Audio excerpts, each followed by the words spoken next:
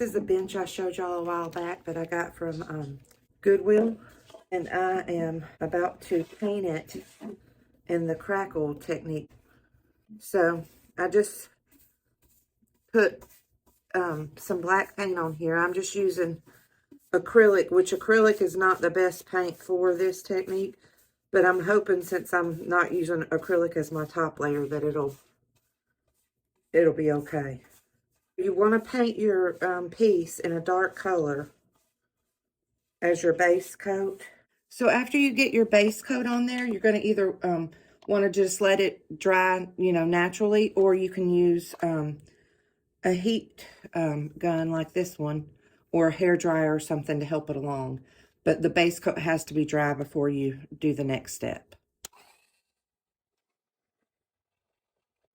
Okay, so after your base coat is dry, you're going to go over the whole piece with Elmer's glue.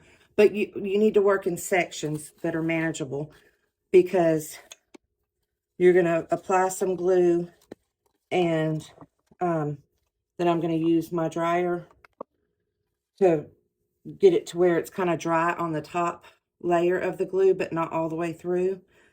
And then go over it with my Waverly chalk paint in the color Celery.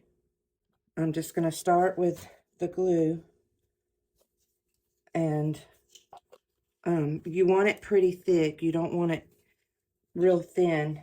From what I understand, the thinner it is, the smaller the cracks will be, and the closer together they'll be. But you see how thick I'm leaving? All right, so now I'm going to start drying.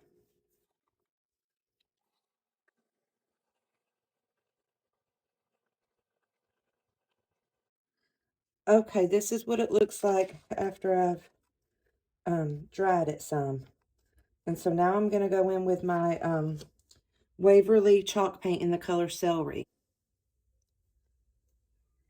And you don't want to bear down. You just want to lightly go over it, because you don't want the paint to mix with the glue.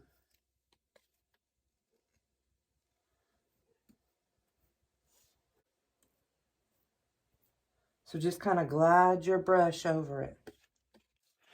All right, y'all, I have it covered all over. You can see where it's already starting to crackle some. All right, y'all, here's the finished product. Doesn't it look cool? It just gives it a primitive look.